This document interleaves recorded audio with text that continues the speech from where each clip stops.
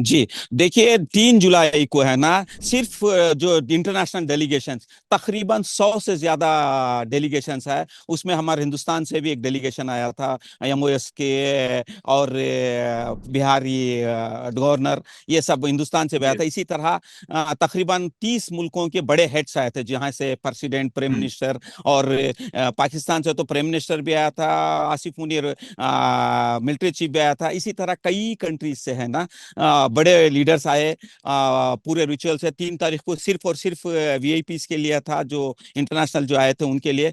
4 तारीख से हम्म। लोगों के लिए खुला रहा। 4 तारीख, 4, 5, 4, 5, 6, ये 3 दिन तेहरान में रहा। ये तीनों दिन गवर्नमेंट को, वहाँ के मेयर और गवर्नमेंट को और पब्लिक से, आवाम से रिक्वेस्ट करना पड़ा कि एक वक्त जो आए हैं एक दिन, वो दूसरे दिन मत आए। एक बार आप देख लिए, आप नेक्स्ट मत आए, क्योंकि पब्लिक ज्यादा हो गई, भीड़ ज्यादा हो गई है, संभाल नहीं पा रहे हैं। हम्म। तो ये 3 दिनों में लग रहा है कि 2 करोड़ का, जो ऑफिशियल रिपोर्ट आ रहा है कि इन 3 दिनों में 2 करोड़ लोग आयतुल्लाह खामेनेई के अंतिम संस्कार में थे। उसी तरह उसके बाद में 7 जुलाई को लेके गए खुम शहर में, यानी ईरान में जो तेहरान का जो शहर था, उसमें तकरीबन 30 किलोमीटर का एरिया जाम कर दिया था। 30 किलोमीटर लोग है ना पैदल गए, और पूरा जाम था। नमाज जनाजा, प्रोसेशन वगैरह 30 किलोमीटर दूरी से ही चल रहा था। इसी तरह सेकेंड जो होली सिटी, ईरान में देखिए 2 होली सिटीज हैं।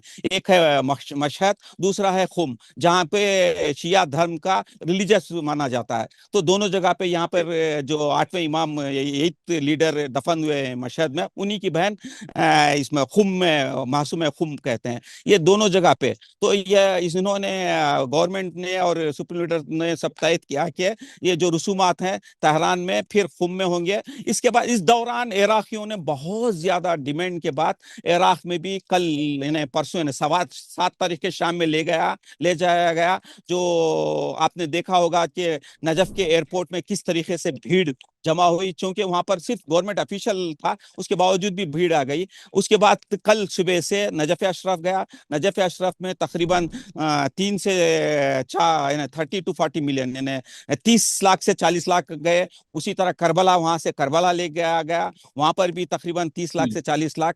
तो वहां का ऑफिशियल फिगर बता रहे हैं कि तकरीबन 70 लाख के करीब।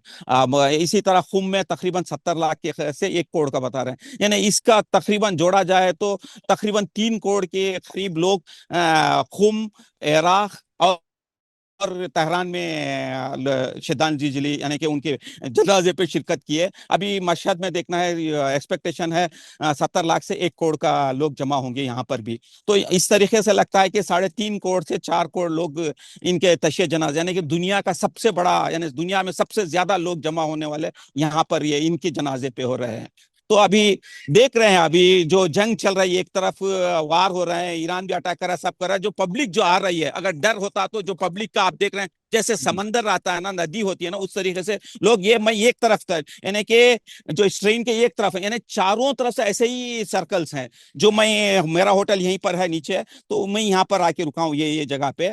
तो इसी तरह हम्म। चारों तरफ जो आंगन है, एक एक आंगन में तकरीबन, नहीं नहीं बोले तो 1 लाख के करीब लोग जमा होते हैं, उतने बड़े बड़े आंगन है उसके। तो चारों तरफ आंगन है। और इसी तरह ये लो, यानी पूरे हाईवेज हैं, नीचे से जरी के नीचे भी है, और वो जो अंदर से आएगा यहाँ पर आके ज्वाइन होता है, ये रूट भी जाता है प्रोसेशन के लिए। तैयारियां तो मुकम्मल किए हुए हैं, चूंकि जनाजा नहीं आया है। अब उसकी वजह, एक तो सुबह तक तो वो इराक में जो करबला में खत्म नहीं होता, तकरीबन करबला इराक के टाइम 4 बजे वहां पर नमाज जनाजा हुई। अभी तक वो पूरा रसूमात कंप्लीट नहीं हुए हैं। जैसे ही कंप्लीट होने के बाद फिर देखना है कि एयर हम्म। स्पेस, अभी सुनने में आ रहा है कि ईरानी एयर स्पेस बंद किए हैं, तो वो कब खोलेंगे फिर, वो चूंकि उनकी फ्लाइट आना है मशहद जनाजे को लेके।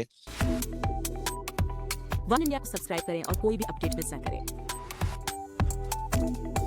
अभी वन इंडिया ऐप डाउनलोड करें।